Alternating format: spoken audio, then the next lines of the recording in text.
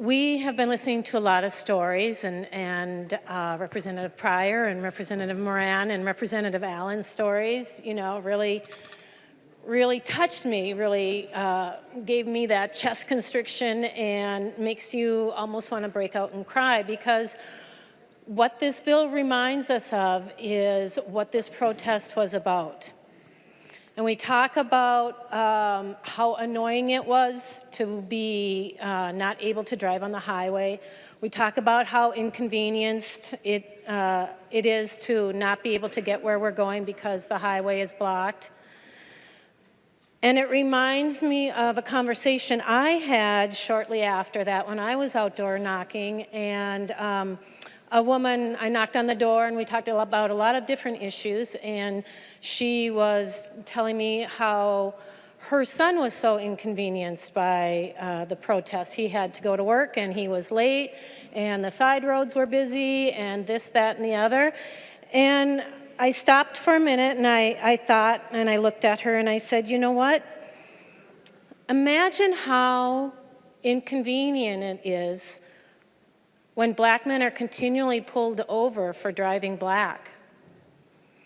Think how annoyed you would be if you were shot while sitting behind the steering wheel of your car. Think how inconvenient it was for that little girl sitting in the back of the seat to witness something like that. Think how inconvenient it was, or it is, for so many of our mothers who are of color who have had to bury their sons. Think about all those family members that were inconvenienced when they lost a beloved brother or uncle or friend. Think about how inconvenient it is to have to tell your children, to teach your sons and your grandsons what to do when you're pulled over because you're a black man.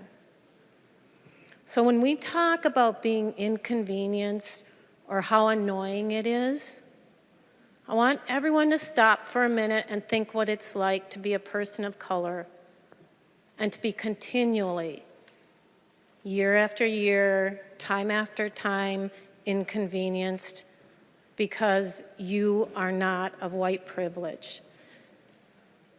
And I want to ask all of you today to vote yes for this amendment because, again, it's the right thing to do.